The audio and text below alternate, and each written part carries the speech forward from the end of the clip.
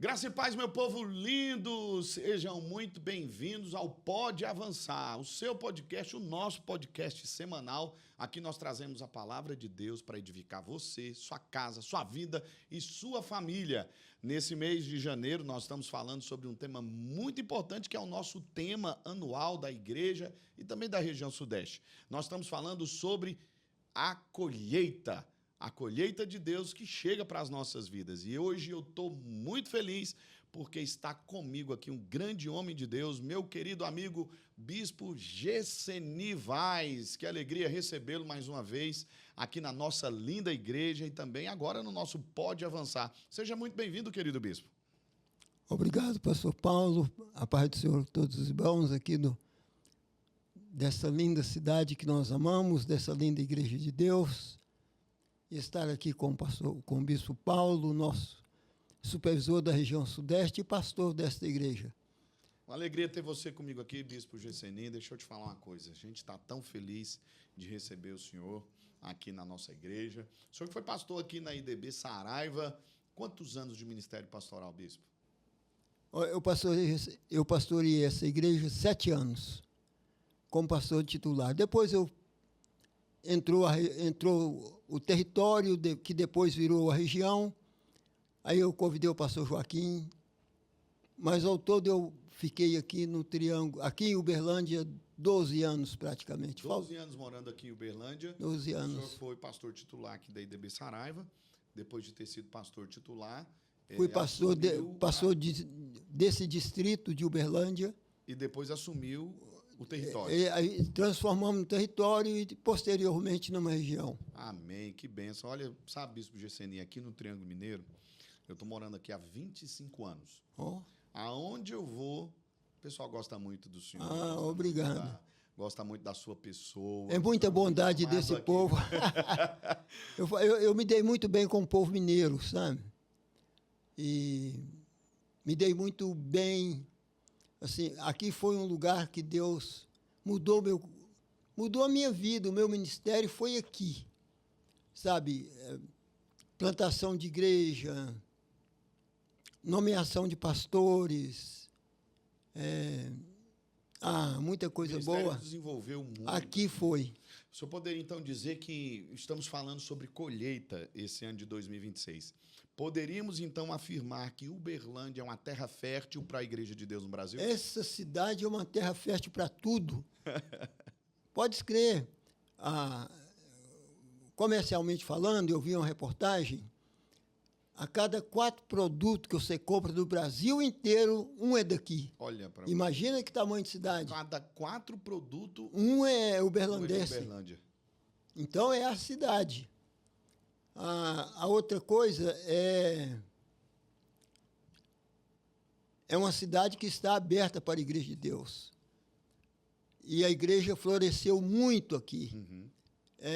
Hoje eu sei que tem algumas igrejas boas, como a igreja do antigo Santa Luzia, que hoje chama de Setor Sul. Sim.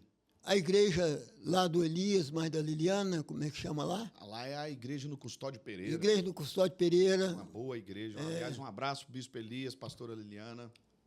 A igreja lá do Roosevelt, a igreja do João Batista, e outras, do Luiz Otti Freitas, e outras igrejas que eu não sei, que são igrejas boas.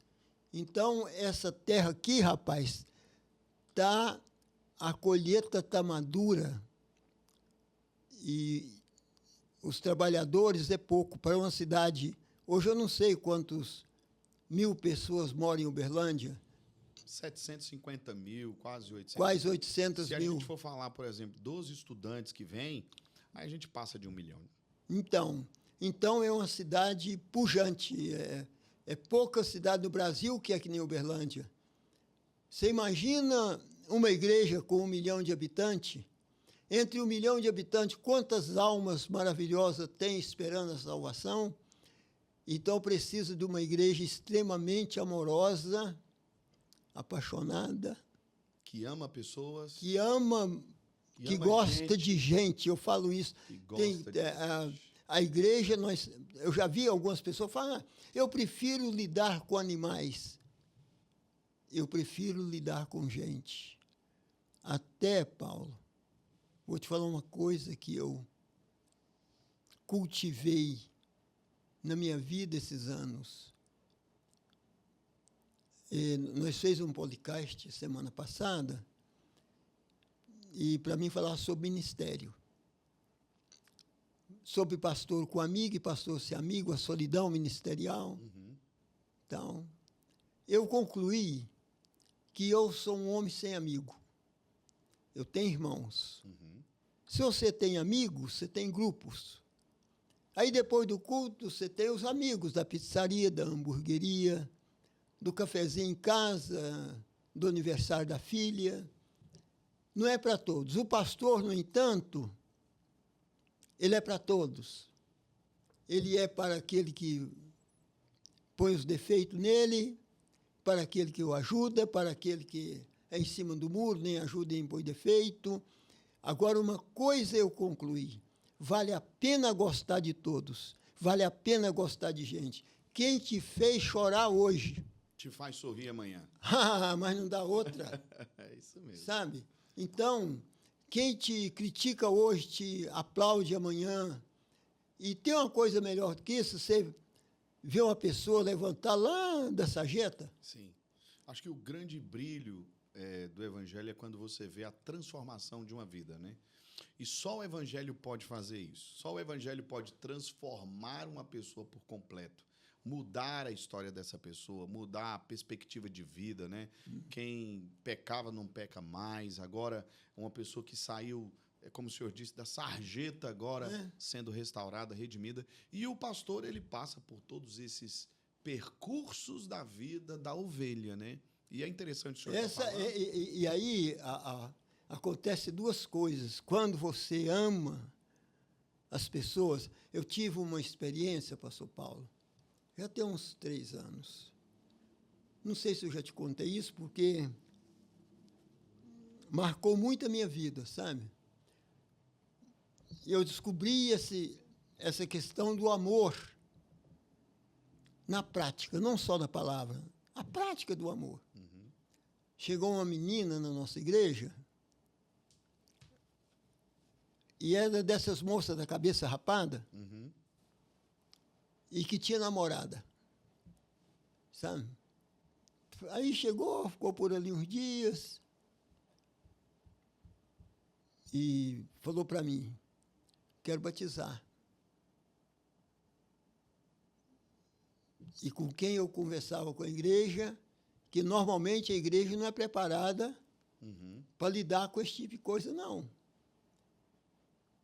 Normalmente, eu já vi isso. Se senta uma moça dessa na ponta do banco, meu Deus, os que estão perto dela levantam e sentam longe. Uhum. Mas eu conversei com muitos irmãos, falei: então tá, então você vem para receber o discipulado.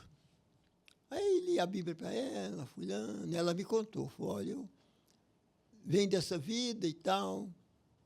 Falei: você quer deixar essa vida, amiga? Quero. Então vem cá. Orei por ela. Todo dia que ela ia no discipulado, orei por ela. Uhum. Sabe o que eu vi? Aí uma irmã muito esperta deu um vestido de mulher para ela. Uhum. Ela nunca tinha vestido. Um vestido? Um vestido, não. Ela foi na igreja de vestido. Olha aí. Aí você chora, rapaz. É verdade. Ela nunca tinha calçado um sapato de salto. E ela comprou um sapato de salto. Ela nunca tinha usado batom. E ela usou batom pela primeira vez. Sabe o que ela me falou há pouco dia? Quero casar. Olha que coisa boa, que bênção. Entende? E aí eu te pergunto... Totalmente mulher. E eu te pergunto uma coisa, Bispo, com essa experiência, a gente está falando sobre colheita. Aqui o senhor está colhendo o fruto, então, de uma semente que foi plantada. Se o senhor pudesse dizer qual é essa semente para colher esse fruto, o fruto da transformação, qual seria a semente? Olha, a semente, ela tem muitas tem muita semeadura que você tem que fazer para ter uma boa colheita. Ou então tem muito cuidado com a sua cultura, com a cultivar que você está cultivando. Porque quando você cultiva, tem também, não nasce só a semente que você plantou, nasce também a erva daninha. Eu penso que a vigilância, o amor, a perseverança no ministério, a paciência com as pessoas, a capacidade, a Bíblia diz que um dos frutos do Espírito é...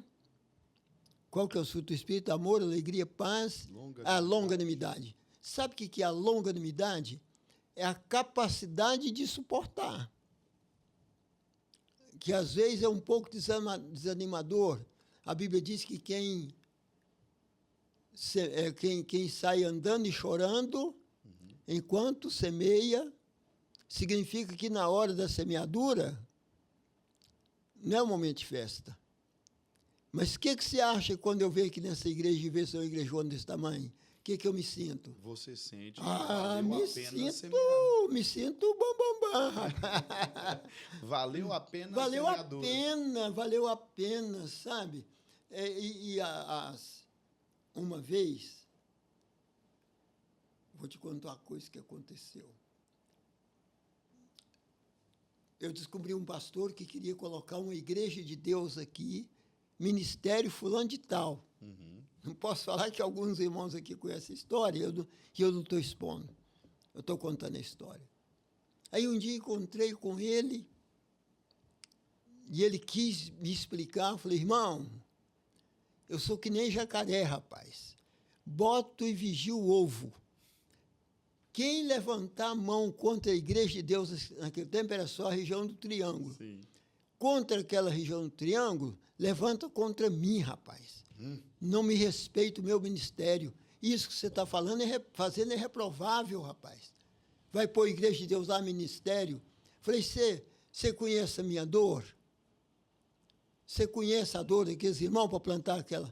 E agora você vem todo faceiro, lutando para que ele ia trabalhar com os irmãos da nossa igreja aqui, é claro.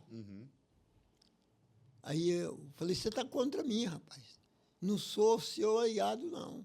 E ele? Ele desistiu. Abandonou a ideia. Abandonou a ideia. Essa semente que o senhor falou aí, que o senhor estava compartilhando, né, sobre plantar essa semente do amor. Do amor. Nesse caso, no caso da irmã que você acabou de falar agora, o que você considera seria a semente do amor que foi plantada no coração dela, que gerou um fruto, esse fruto, então, de transformação? Quando a palavra entra, ela muda o coração da pessoa. A irmã chama Adriana. Quando a palavra de Deus, e ontem ela estava na igreja, uma hora eu quero trazer ela aqui para dar o testemunho. Quando a palavra de Deus é semeada com amor, não é o amor permissivo. Falei, não, Adriano, tudo bem, você tem esse comportamento, mas você vem aqui... Não, Adriana, esse comportamento, Deus reprova, Deus não ama. Deus ama você, o seu comportamento não, amiga. Eu posso te ajudar. Eu te ajudo. Eu oro por você, eu jejum por você, eu te ensino a palavra, que é uma da função do pastor, é ensinar a palavra de Deus. E eu ensino a palavra para você. E essa palavra, quando ela entra, quando Jesus entrou na casa do Zaqueu, o Zaqueu não deu... Era uma refeição, não era? Jesus entra na casa do Zaqueu, Zaqueu fica tão maravilhado, admirado, ansioso, que eu queria falar. Eu penso que Zaqueu ficou de pé. Jesus sentado, participando de uma refeiçãozinha boa, era refeição de rico, não era refeição ruim, e o Zaqueu começa. A presença de Jesus expulsa o pecado. Então, quando a mensagem é levada, o amor de Deus, se olha para a pessoa e fala, você não pode ir para o inferno. você não pode se perder. Você não nasceu para viver com o cigarro na boca. Você não viveu para ser alegre com o uísque. Tem Espírito de Deus. Aí você conhece aquilo que mora em você e você passa aquilo para os outros. Isso é o amor. Então, no caso da Adriana, foi, Adriana, você, o seu órgão sexual é o quê? É feminino. Eu falei, a sua mente deve ser de acordo com o que o seu corpo tem. Não adianta você querer falar que você é macho, você não é, você é fêmea. Aí eu falei, sabe o que é isso, minha filha? É a abominação contra Deus. Não procede de Deus, Deus tem um plano em sua vida. Deus pode mudar você. Deixa a palavra de Deus entrar no seu coração. Então, eu acho assim, quando a palavra é besuntada, você sabe o que é besunto? Besuntar Besuntar é untar. Isso, untar. Você pega um parafuso e passa graxa nele, você besuntou de graxa. O que fica? Fica bom para você fazer o tarrachamento. Fica bem... viscoso, Isso. fica bom. Isso. Então, quando você pega a mensagem de Deus e unge essa mensagem com amor pela pessoa, não é isso que a Bíblia diz? Pela pessoa. Quando a Bíblia diz, amai uns aos outros, perdoai uns aos outros. Qual que é o grande desafio da liderança pastoral nos dias de hoje sobre treinamento da liderança que gosta de gente? Por que eu estou te dizendo isso? Porque a gente vê hoje, em muitos lugares, pessoas que frequentam a igreja só para consumir o produto do evangelho, só para consumir o fruto que o evangelho pode dar, transformação de vida, mudança de caráter, um milagre, alguma coisa nesse sentido. Mas qual que seria, então, no seu ponto de vista, o trabalho pastoral que deve ser desenvolvido com sua liderança para chegar nessa proporção que você acabou de falar? Plantar amor, cuidado, zelo por pessoas. Pastor Paulo, hoje, nesse presente momento e nesta presente conjuntura que a sociedade vive, e esse sistema, esse modelo de sociedade que temos, e o sistema de apresentar o Evangelho, essa semana, eu trabalhei muito para o exame, estamos trabalhando muito para o exame ministerial, que vai ser sábado. Final de semana, não vai? Vai ser. E eu faço parte da equipe de exame. E uma das coisas que eu acho que o pastor deve ter para esse momento que é o seguinte: o Evangelho não muda. Ou muda? Não, nunca mudou. Ele é o mesmo. Mas o sistema de apresentar esse Evangelho muda. Quando eu era jovem, a nossa igreja de Deus tocava sanfona, violão e batia pandeiro.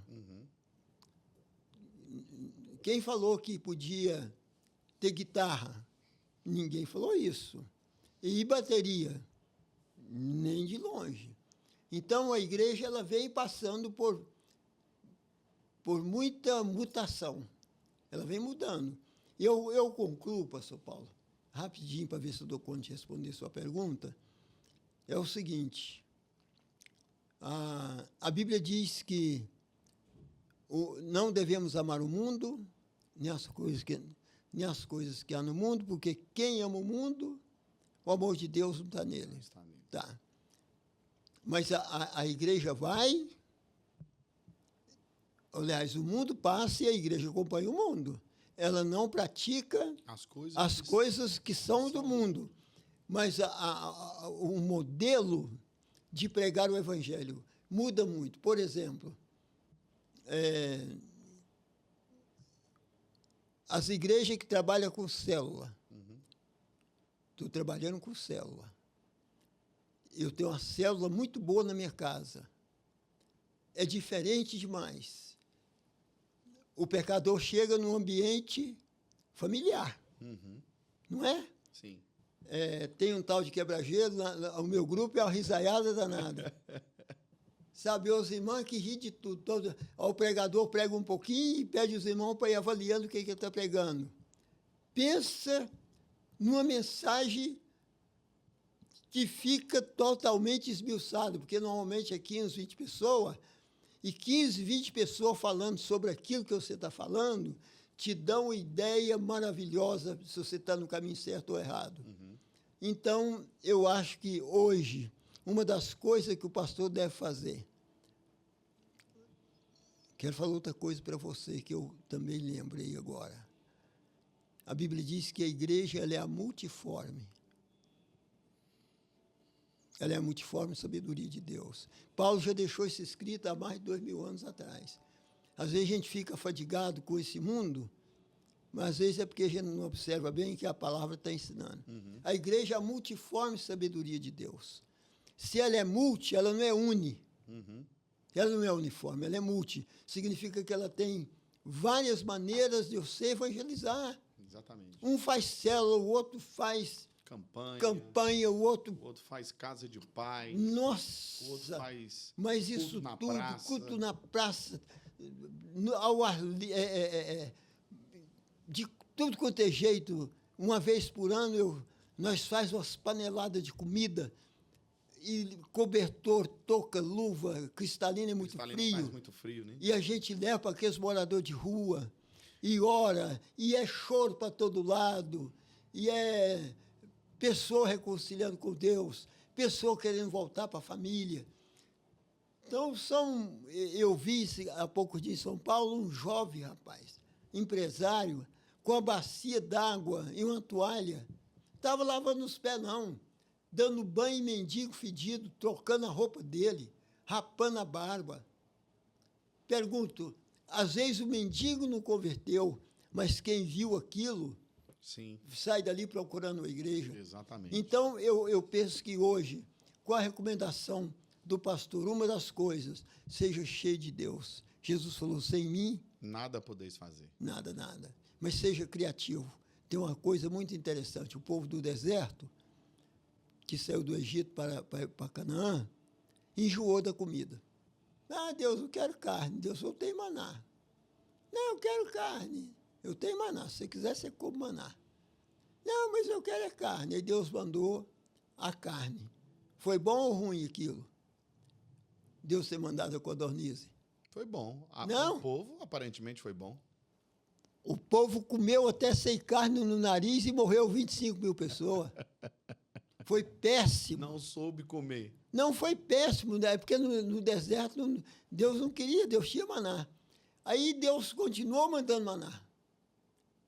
A codorna fez mal e acabou. O manazinho estava lá todo dia. O que eles fizeram? Foram criativos. Eu acho que uma das coisas bem boas que você tem é a criatividade. Por exemplo, aí imagino, aí a Bíblia diz que eles pisaram aquele maná, fizeram bolo de maná. Aí eu acrescento, até com um pouco de graça, churrasquinho de maná, picolé de maná, sorvete de maná. Tome maná, tome maná. Eles mudou o jeito de lidar com aquilo que ele chegou e falou para Deus, a minha alma tem fastio dessa comida vil. Olha aí, rapaz, o que eles falaram para Deus? Aí Deus continuou mandando maná, mas eles modificaram o jeito do maná. Então, não enjoou mais, sabe? Então, assim também é ser pastor nesses dias.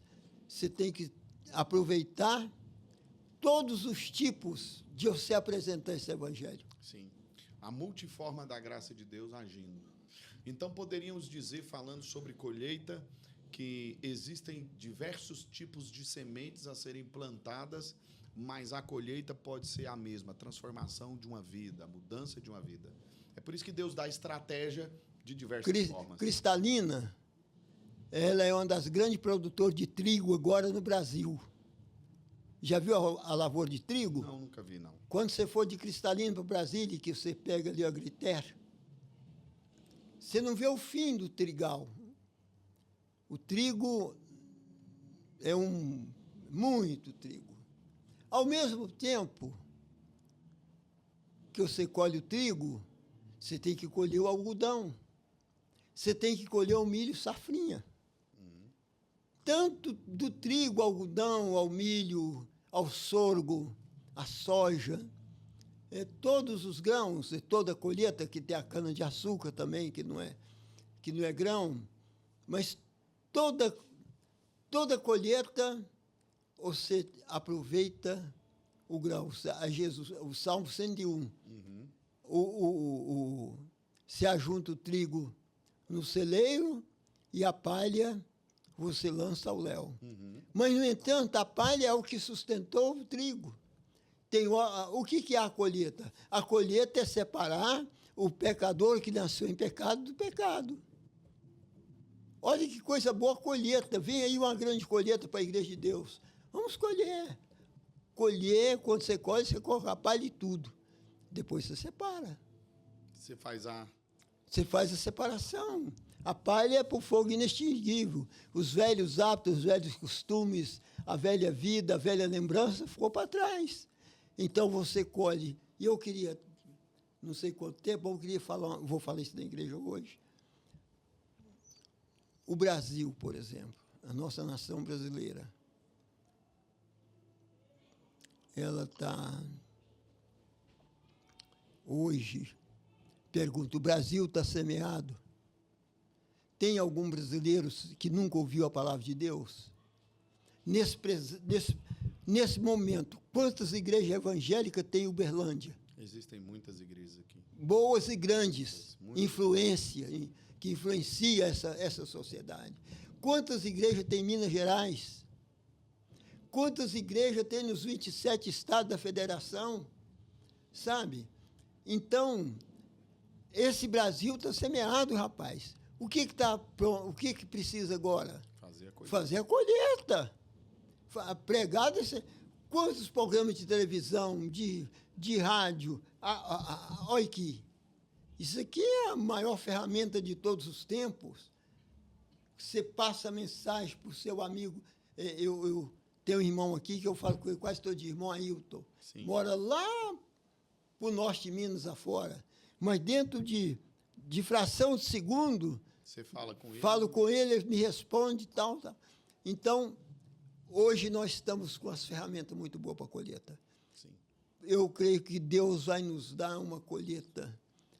Eu achei incrível aquilo que o pastor Davi Ramires falou lá na convenção em Caldas Novas. Vamos pensar no 1 milhão de igrejas. Quando eu assustei com aquilo. Como 1 milhão de igrejas? Nós estamos com 70 anos de história, nós não tem 2 mil igrejas. Agora chega um sonhador aí e fala, me dá aí 1 milhão de igreja. Para 1 milhão de igrejas, você tem que ter 100 milhões de membros. Mas é a colheita. Exatamente, é essa colheita que nós estamos profetizando para esse ano de 2026. E eu acredito, bispo, que o Senhor está nos dando esse tempo de colheita, depois de um tempo de muita dificuldade, pandemia, outras situações. Deus ele sempre vai derramar agora sobre o seu povo essa colheita, né? É sobre isso que a gente está falando, que a gente está profetizando e estamos acreditando.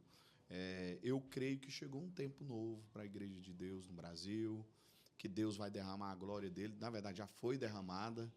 E eu gosto do texto bíblico de João, capítulo 4, verso 35. Ergam os olhos. Erguer os olhos é olhar além do que nós estamos vendo aqui na nossa frente. Vocês dizem, a colheita está daqui 3 meses, 4 meses. Eu, porém, vos digo, ergam os olhos. Ou seja, olhe além disso. Vejam, a colheita está pronta. Isso significa que, quando o fruto madura, chega a hora de colher. Ou ele perde. Não espera. Não espera, exatamente e não espera. isso. A colheita não espera. Madurou, tem que colher. E eu penso que é nisso que nós temos que direcionar nossas igrejas, direcionar os pequenos grupos, porque aqui na igreja a gente está trabalhando também com esses pequenos grupos. Isso é uma maravilha. É mesmo. Depois que isso entra na sua vida, meu filho, É mesmo. é a igreja de Atos dos Apóstolos viva dentro de cada uma das casas. Olha, isso não é novidade, isso já era feito lá na igreja de Atos, né? Só que agora de uma maneira como o irmão acabou de dizer, com ferramentas. A sua colheita hoje, a colheita com uma colheitadeirazinha pequenininha é uma coisa. A colheita com aquelas grandes colheitadeiras grandes, enormes. E eu penso que Deus está nesse tempo, pastor, nós estamos aqui no nosso Profetizando 2026. Eu creio que profetizar é mais do que prever o futuro, é gerar o presente. A Bíblia diz, crie, por isso falei. Exatamente. Nós cremos, por isso também falamos. Eu sempre acho que tem 3 profecias. Tem a profecia da Bíblia, que está escrita. Você lê a profecia já impressa. Eis que eu estou convosco todos os dias até a consumação do século. Isso é profético. E eu creio que ele está comigo mesmo. A segunda, a profecia inspirada pelo o dom da profecia. Não o ofício não tem mais. Durou até João. Mas a profecia, o dom da profecia. Muito, é o que revela o segredo do coração. Não tem umas coisas mais que chamam a atenção. Aqui nessa igreja, você conheceu Maria Chave? Conheci demais. Maria Chave era uma irmã de fina grandeza, sabe? Uma saudade que faz uma falta. A grande maioria das pessoas que eu batizava, quem ganhava? Maria Chave. Na tarde da bênção, na noite da bênção. Maria Chave não tinha muita escolaridade, não, mas tinha o dom. Isso. E às vezes ela olhava na pessoa e falava com isso. Isso é o dom. Inspirado pelo Espírito Santo. E tem a profecia do coração. Eu tenho a profecia do coração. Paulo, em nome de Jesus, que Deus vai te abençoar, que você vai fazer uma colheita de milhares e milhares de membros. Amém. Crie, por isso, falei. E eu creio nisso. Então, essa é a profecia do coração. Amém. Né? E eu profetizo isso. Amém. Eu crio, por isso falei. Eu passo perto de um bêbado, eu falo, em nome de Jesus, essa pinga não faz parte mais da sua vida. Vai sair. Eu não estou falando em línguas. Sim. Eu estou crendo. Claro. Né? Sabe que ontem, na hora que terminou o culto, geralmente eu falo, Senhor, eu creio. Ontem Deus colocou uma nova palavra nos meus lábios. Senhor, eu vejo. Crie, por isso falei, eu creio, eu já estou vendo. Eu já estou vendo, já está materializado. Já estou vendo. Que bênção, Bispo Gesseni. Esse papo foi muito bom. A gente tem que entrar ali para o culto agora, meu povo de Deus. Vamos lá. O homem vai estar pregando a palavra de Deus aqui hoje no nosso Profetizando. Bispo Gesseni, muito obrigado por estar aqui com a gente. Amém. Que Deus possa continuar te abençoando. Você que está nos acompanhando aqui no podcast, não deixa de se inscrever. Se inscreve no nosso canal, compartilha aí com o máximo de pessoas. Em nome de Jesus, até o próximo episódio. Deus te abençoe. Posso grande falar? abraço. Claro, pode falar, ué. Gosto de vocês. Amém. Nós também te amamos, pastor. Deus abençoe, queridos. Um abraço. Amém.